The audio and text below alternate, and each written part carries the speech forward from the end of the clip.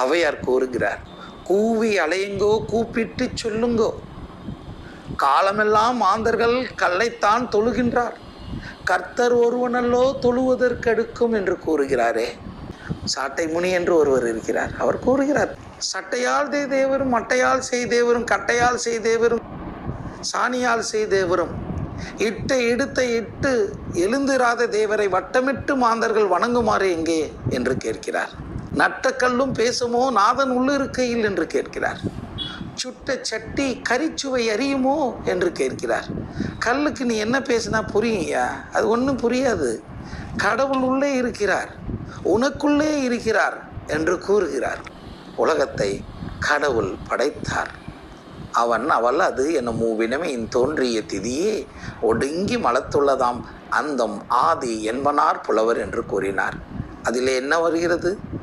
மனிதனையும் மனுஷையும் படைத்த கடவுள் மனிதனும் மனுஷியும் சேர்ந்து அவர்கள் செய்த பாவத்தின் வினையாக இந்த உலகம் ஒடுக்கப்பட்டு விட்டது. பாவத்தினாலே இது மூழ்கடிக்கப்பட்டு விட்டது. இதிலிருந்து என்ன விமோசனம் என்று கேட்டால் அங்கே அதற்கான விடயங்கள் தெரிகிறது. மனிதன் எதிலிருந்து உண்டாக்கப்பட்டான் என்றும் அங்கு கூறுகிறது. மண்ணென்று கண்டீர், இருவகை பாத்திரம் என்று கூறுகிறது. திண்ணென்று இருந்தது, தீவினை சேர்ந்தது என்று கூறுகிறது. மனிதன் மண்ணில் இருந்து எடுக்கப்பட்டான், தீவினை பாவம் சேர்ந்ததினாலே அவன் அழிவுக்குரியவனாக்கி விட்டான் என்று கூறுகிறது. இதிலிருந்து மீட்பதற்கு என்ன வழி? பாவம் எப்படி வந்தது? முத்தி முதற்கொடிக்கே இந்த உலகத்திலே படைக்கப்பட்ட முதல் மனுஷனும் மனுஷியும் இச்சையினாலே இழுக்கப்பட்டு பாவத்திற்குள்ளாக விழுந்தார்கள். இந்த பாவத்தின் நிவாரணம் யார்?